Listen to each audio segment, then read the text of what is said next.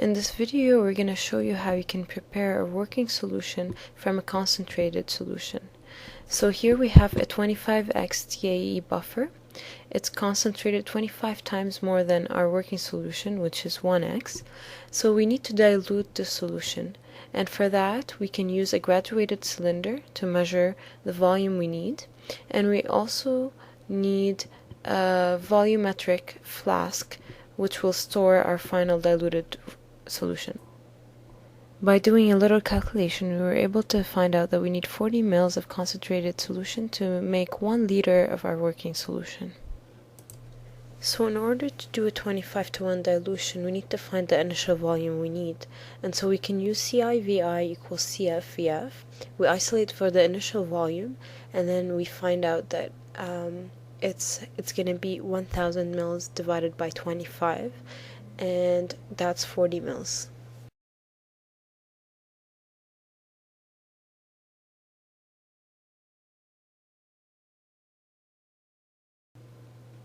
So from the calculation, we figured out that we need 40 ml of our concentrated solution.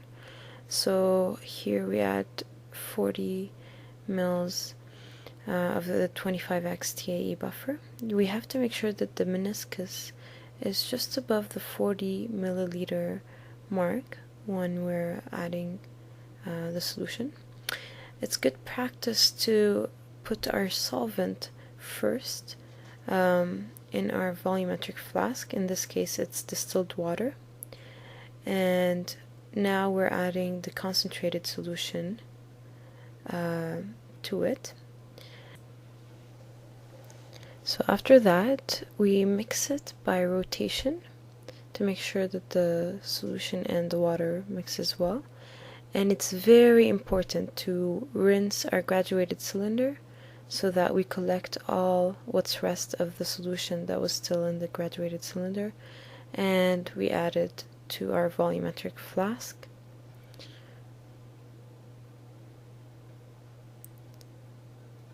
So add slowly, and finally we need to add distilled water up to the 1 liter mark, and we add it slowly.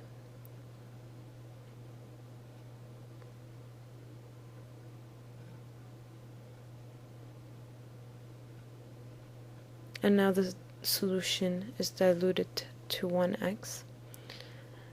All we need to do is mix it again another time by inversion, and we need to make sure that we hold the cap tightly, and we mix it a couple of times to ensure that the solution is well blended.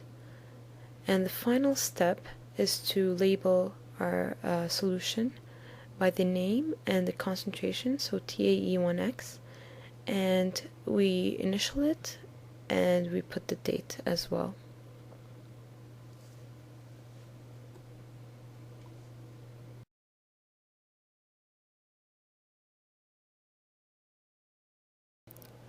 Another method we use to prepare solutions is to start from solids to prepare different types of solutions or buffers. The first thing we need to do is to calculate the quantity we need from the solid, depending on the concentration or the final volume we need.